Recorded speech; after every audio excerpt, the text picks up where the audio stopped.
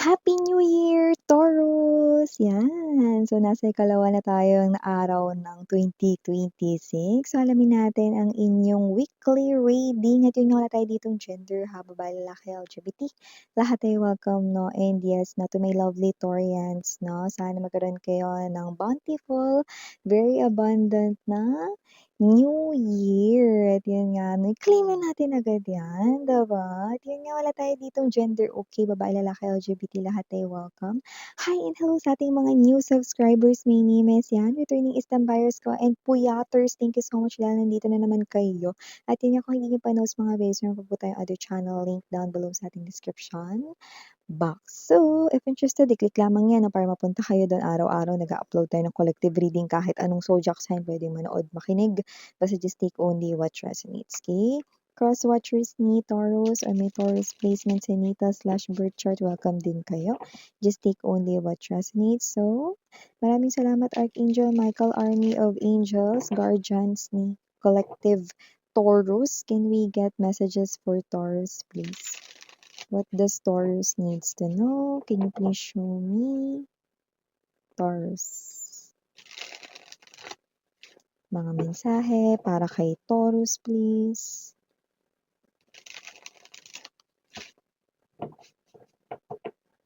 Okay, so let's go ahead and check these messages coming from the universe straight up para kay Taurus. So guys, meron kayo rito na the Wheel of Fortune. Wow.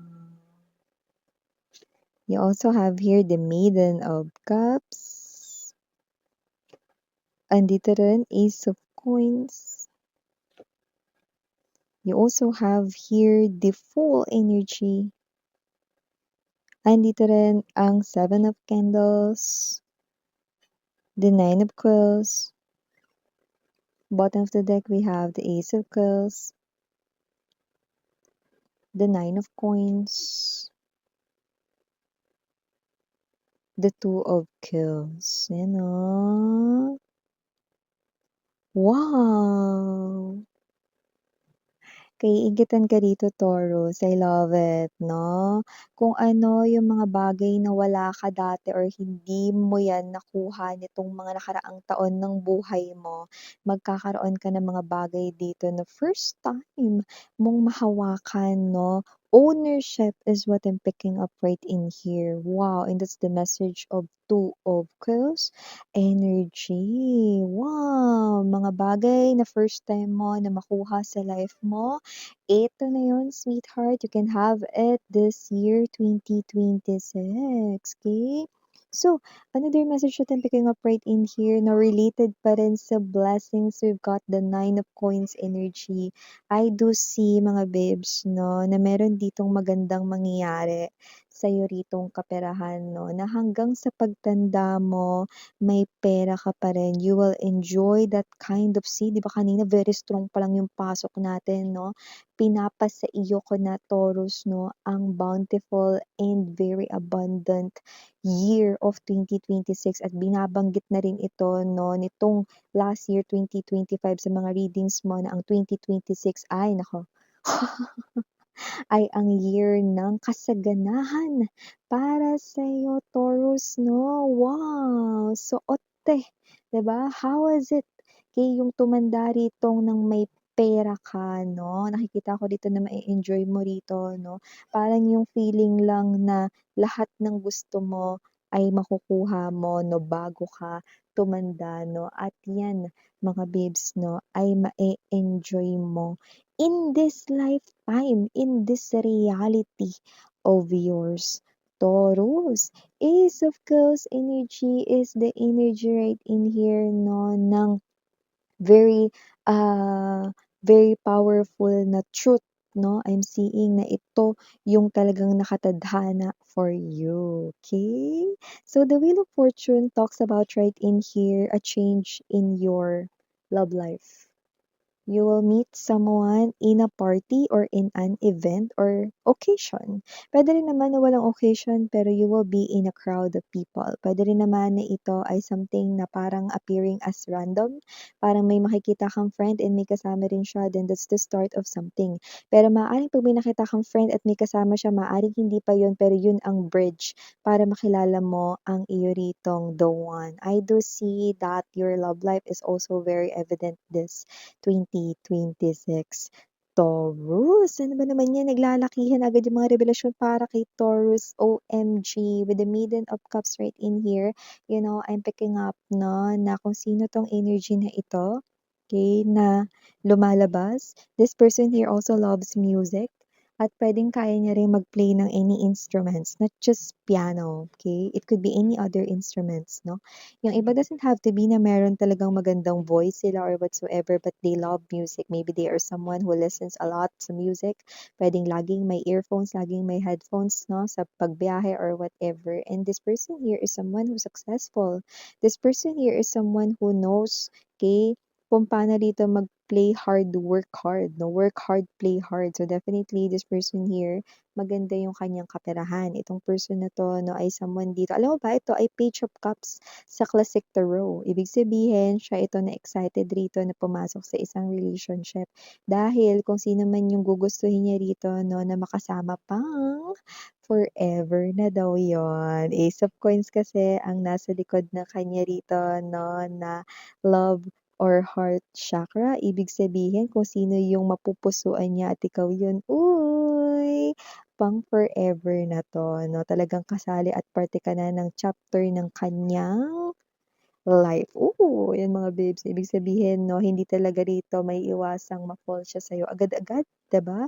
Mabilis siya ritong mafo-fall sa'yo, pero hindi siya mabilis rito na mananawa sa'yo dahil gugustuhin niya rito 'no, na makasama kayo forever, 'yan 'no. At meron din ditong energy that with the Nine of Cups, nakikita natin dito na meron ditong energy na parang namomroblema siya kung paano ka niya rito kakausapin.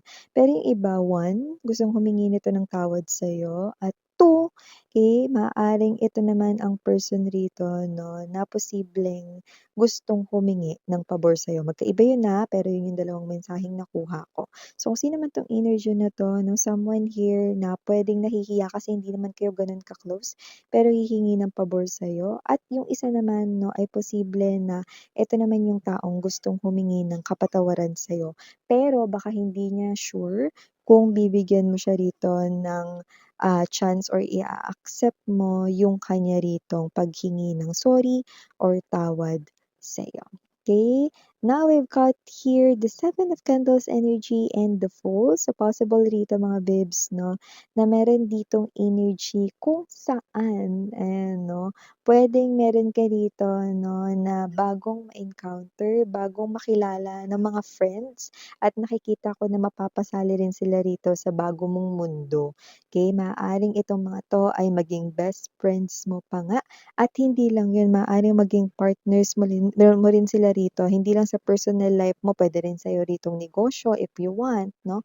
Nakikita ko 'no, that these people ay blessing sa life mo, especially makatutulong sila sa'yo rito in any aspect ng buhay mo. Hindi lang sa mga advices kundi maaaring maging partnership mo rin sila pagdating sa finances, 'yan. So, if meron ka naman ngayon na person like meron ka ng boyfriend, girlfriend 'no, I do see that your person right in here 'no, can't sleep at night. Dahil gusto niya na rito mga babes 'no, na mas makaipon pa more para talaga naman makapagpakasal na kayo. Puwedeng long time boyfriend, long time girlfriend mo ito 'no, at yun ang iniisip niya ngayon. See, gusto niya na talaga makapag-ipon para talagang, magkasama na kayo, na gusto ka na niyang pakasalan, 'yan 'no. At kung may asawa ka naman na, I do see na itong person mo 'no, ay nag-iisip rito ng something expensive na regalo sa'yo. Yung iba, iba pa yung miss yan sa binigay niyang regalo sa'kin nung Pasko. Oo, iba 'to. Ito ay puwedeng ihandog niya sa'yo, puwedeng birthday mo or anniversary ninyo. Taray, may pa-regalo siya.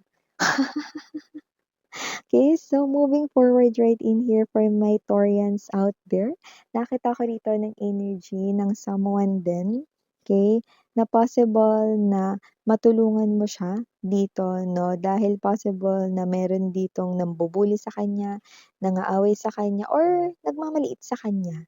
Okey, kasi hindi naman nila masyadong kilala yun, pero ikaw kilala mo yun. So, nakita ko dito na puwedeng may energy ka na parang you will act as a savior, as a protector for someone, okey? At kung ano man yun nakikita natin dito 'no, na yung tao na yun ay ibabalik sa'yo rito yung pagiging mabuti mo sa kanya. Doesn't have to be that it's, something na grandioso yung pagbabalik niya sa inyo 'no, pero token of appreciation or feeling grateful, 'di ba?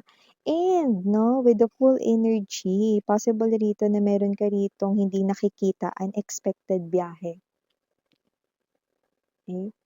Sa isang lugar mga babes 'no, kung saan puwedeng mag-stay ka na din for life. Oh! I'm seeing you 'no, na possible na puwedeng diyan ka na tumira.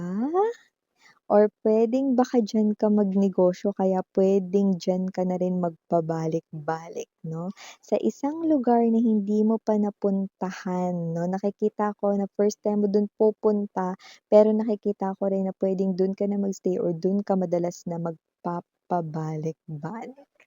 Oh, so eto ang mga mensahe right here for Taurus, again I'm Juliana Oni, Sarang Yellow and Light. Annyeong.